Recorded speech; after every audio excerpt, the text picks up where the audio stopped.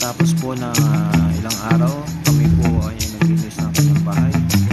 Kasama po si Bocho. Ito po ang aming ginawa.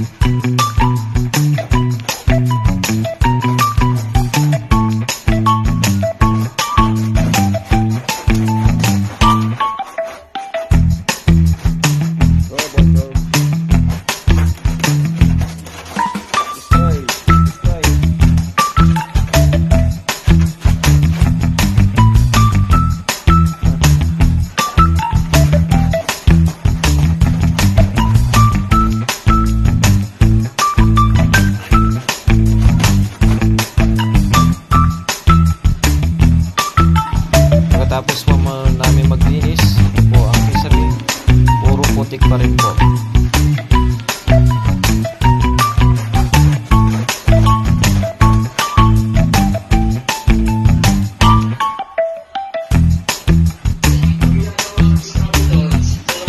Marami po akong mga sugat sa paa, sa mga kamay at sa ibang bahagi ng katawan. Pa rin po ang aking pag-ayos ng bahay ni Lolo.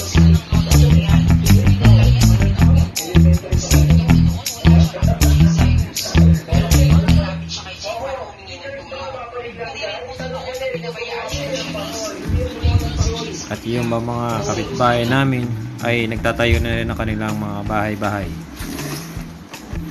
At habang si Lolo ay kumakain, kami ay patuloy na nag-aayos ng kanyang bahay.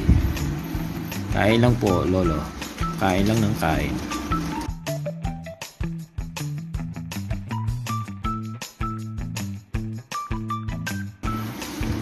Pahinga ka muna, Lolo. Masyado kang napagod. Sige, diyan ka lang po, Lolo. Habang kami ay gumagawa ng iyong bahay.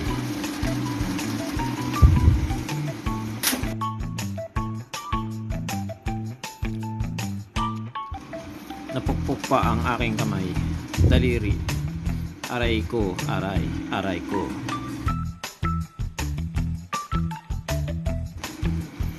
At habang ako'y nag-aayos, nakakita ko ang 5 piso. Error pala siya.